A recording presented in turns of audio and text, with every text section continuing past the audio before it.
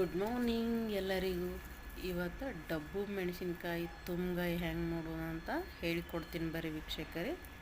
ಮೊದಲಿಗೆ ಶೇಂಗದ ಬೀಜದ ಪುಡಿ, ಕೊಬ್ಬರಿ, ಖಾರ, ಉಪ್ಪು, ಮಸಾಲ, ಸಕ್ಕರೆ, ಉಳ್ಳಾಗಡ್ಡಿ, ಟೊಮೊಟೊ, ಕರಿಬೇವು, ಕೊತ್ತಂಬರಿ ಇಷ್ಟು ಹಾಕೊಂಡು ಮಿಕ್ಸ್ ಮಾಡ್ಕೋಬೇಕು.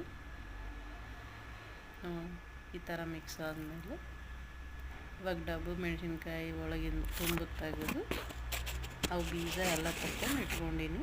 ಇವಾಗ ನೋಡಿರಿ ಇದ್ರೊಳಗೆ ಸ್ಟಫಿಂಗು ಹಾಕಬೇಕು. ಎಲ್ಲ ಡಬ್ಬು ಮೆಣಸಿನ್ಕಾಯಿ ಇದೇ ರೀತಿ ತುಂಬ್ಕೋಬೇಕು.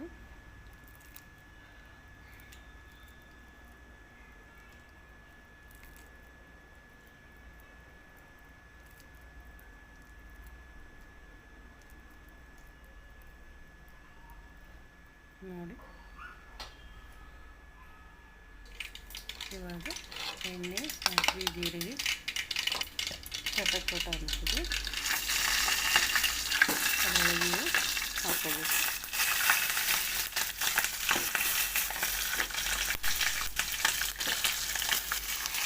ನೋಡಿ, ಈ ಥರ ಹಾಕೊಂಡು ಒಂದು 5 ಮಿನಿಟ್ಸ್ ಕ್ಲೋಸ್ ಮಾಡಿ.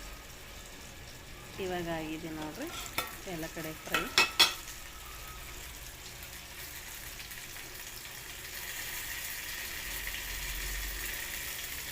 ನೋಡಿ, ಎರಡು ಸೈಡ್ ಆಗಿದೆ. ಇನ್ನು ಸ್ವಲ್ಪ ಉಳಿದಿರುತ್ತದಲ್ಲ, ಅದು ಡ್ರೈ ಇದಕ್ಕೆ ಹಾಕಬೇಕು.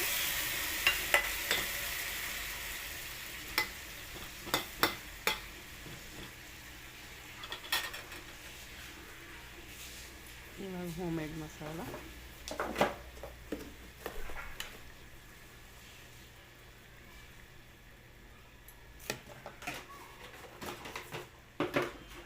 ಸ್ವಲ್ಪ ಸಕ್ಕರೆ ಹಾಕ್ಕೊತೀನಿ ನೋಡಿರಿ ವೀಕ್ಷಕರೇ.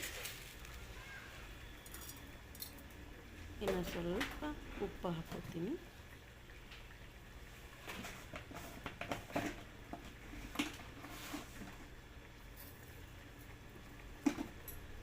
ಮಿಕ್ಸ್ ಮಾಡ್ಕೋಬೇಕು.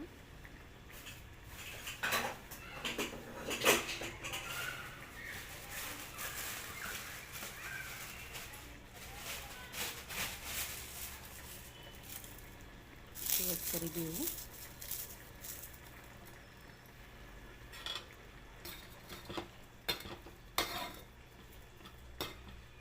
ಎಲ್ಲ ಕಡೆ ಮಿಕ್ಸ್ ಮಾಡ್ಕೋಬೇಕು. ರೆಡಿ ಆಯ್ತು ನೋಡಿರಿ ಡಬ್ಬು ಮೆಣಸಿನ್ಕಾಯಿ ತುಂಬ್ಗಾಯಿ.